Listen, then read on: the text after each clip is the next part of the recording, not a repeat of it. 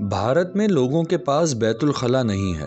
ان کے وزیر اعظم کو اقوام عالم کو اپنی کوئی کامیابی اگر بتانی پڑ جائے تو وہ بیت الخلاؤں کی تعمیر کے بارے میں بتاتا ہے، لیکن پاکستان میں لوگوں کو بیت الخلا جیسی بنیادی سہولت میسر ہے۔ مگر کیا وجہ ہے کہ ایسے ملک میں امریکہ کا صدر آ جاتا ہے جہاں پر بیت الخلا بھی نہیں؟ اوباما اپنے ادوار حکمرانی میں 2 بار بھارت آیا، لیکن ہماری طرف 2006 کے بعد سے کوئی امریکی صدر نہیں آیا۔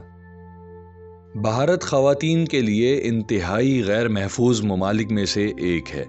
اس کے دارالحکومت دہلی کو ریپ کیپٹل بھی کہا جاتا ہے، لیکن پاکستان میں ایسا کوئی شہر نہیں جسے تاحال ایسا کوئی لقب یا عرف ملا ہو۔ لیکن کیا وجہ ہے کہ سیاح اسی بھارت کا رخ کرنے میں تو نہیں جھجکتے، لیکن ہماری طرف آنے میں ان کی سانسیں حلق میں اٹک جاتی ہیں؟ تاہم اب ہم بہتری کی جانب جانا شروع ہو رہے ہیں۔ بھارت کا وزیر اعظم ایک ایسی جماعت سے ہے جو شدت پسند، انتہا پسند اور مسلمان دشمن جماعت ہے۔ بھارت کے وزیر اعظم جب گجرات کے وزیر اعلیٰ تھے تو 2002 کے گجرات فسادات میں ان کا بھی عمل دخل تھا۔ اسی وزیر اعظم کی سرپرستی میں کشمیر میں ظلم و بربریت کی ایک تاریخ رقم کی جا رہی ہے۔ دوسری جانب پاکستان میں آمریت تو ضرور رہی، لیکن کبھی ایسے کردار کا کوئی شخص حکمران نہ بنا۔ مگر کیا وجہ ہے کہ اقوام عالم اور حتیٰ کہ مسلم دنیا بھی اسی جابر نریندر مودی کے ساتھ کھڑی ہے؟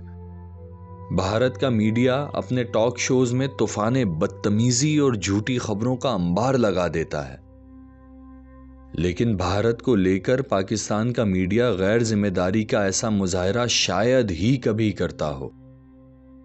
مگر کیا وجہ ہے کہ اسی جہالت سے بھرپور بھارت کے تعلیمی ادارے عالمی سطح کی تعلیم اور تعلیم یافتہ نوجوان پیدا کر رہے ہیں؟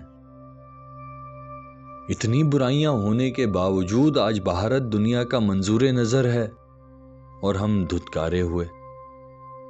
اس کی ایک سادی سی وجہ بھارت کی معیشت ہے۔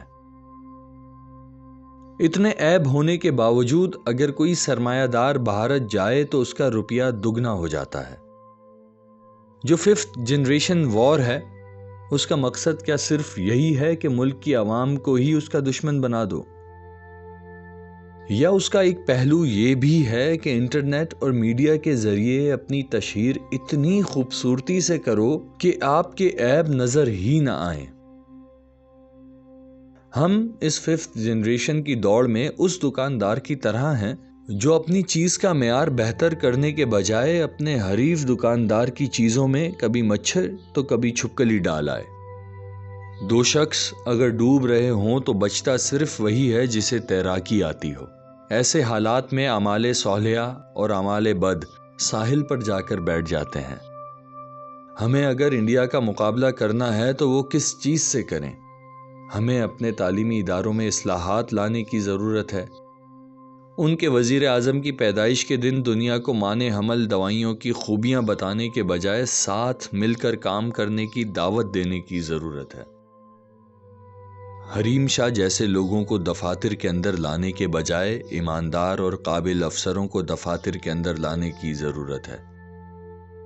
نیلم منیر نے ٹھمکوں میں جو حب الوطنی بھری ہے اس کے بارے میں بہزاد لکھنوی نے کہا تھا، اے جذبہ دل گر میں چاہوں ہر چیز مقابل آ جائے۔